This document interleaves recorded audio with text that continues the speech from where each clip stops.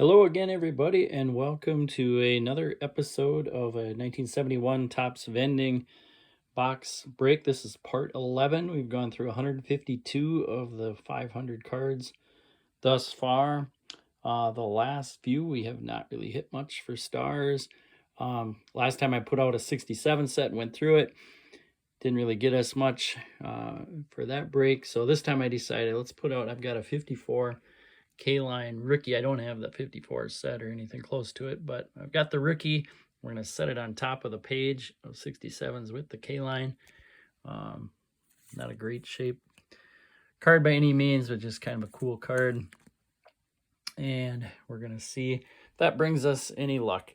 One of the most fun things I have is every time I do this, I get to set out some of the cards that we've gotten so far in the break. And those are some of our highlights.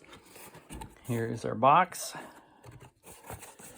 We try to get about 15 cards or so each time, and I've gone from the same place each time. It's kind of going towards the edge. So here is our group. This is the last card in that Series 2 series, John Ellis.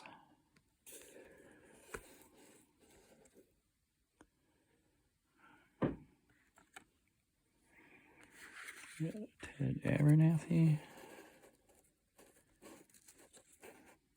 Ooh, I was kind of hoping last time we had Ted Abernathy. The card after him was a nice Carew. Looks like we got another one here. Good centering again. Set that card down.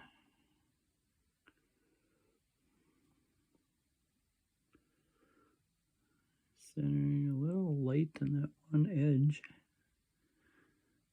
but otherwise a really nice Carew. Fireballer, Sam McDowell. Future Twins manager, Frank Quillisi.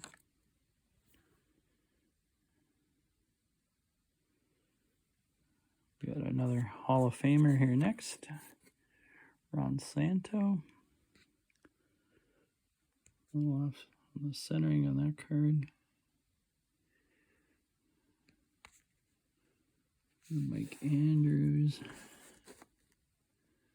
Oh boy, that one really got light in that one corner. There's a Bob Bailey.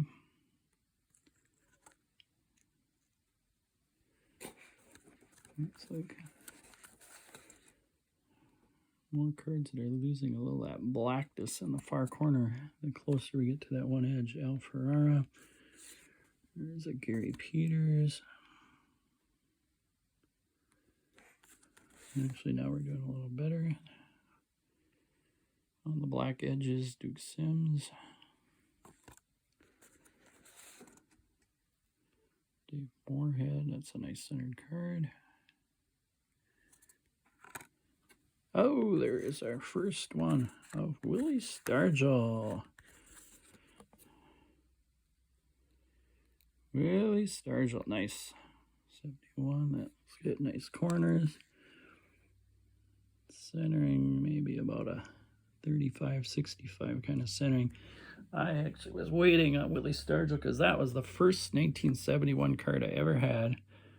Brought it with here for when I finally drew it.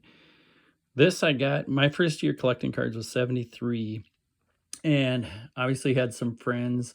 So I was 8 years old, had some friends who had older brothers that had cards. And one of them that I traded with had this 71 Willie Stargell. So it was the first Stargell I ever had.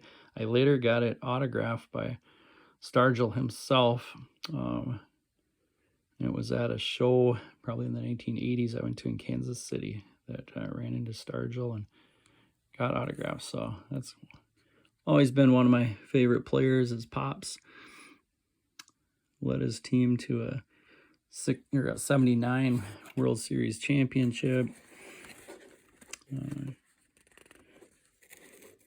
Also was a big part of that 71 championship with Clemente. So here we keep going. We got a Paul Splittorff. Ended up having a pretty good career. We got a Tony Gonzalez.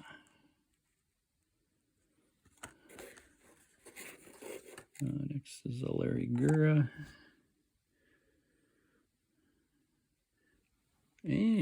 Here's the first one of these we've had as well. Cesar Cedeno. My cousin's favorite player when we were growing up.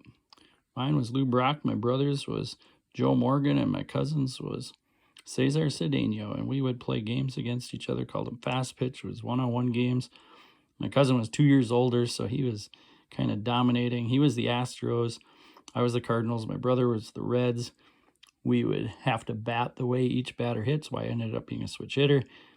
But Cedeno was his favorite player. Was a really good center fielder. Had some power at the time.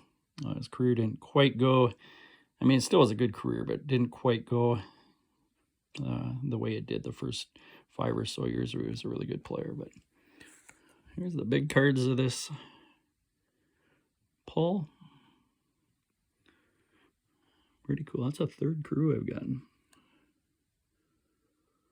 All right, thanks for watching, and no extra things today. We will see you again next week. Take care.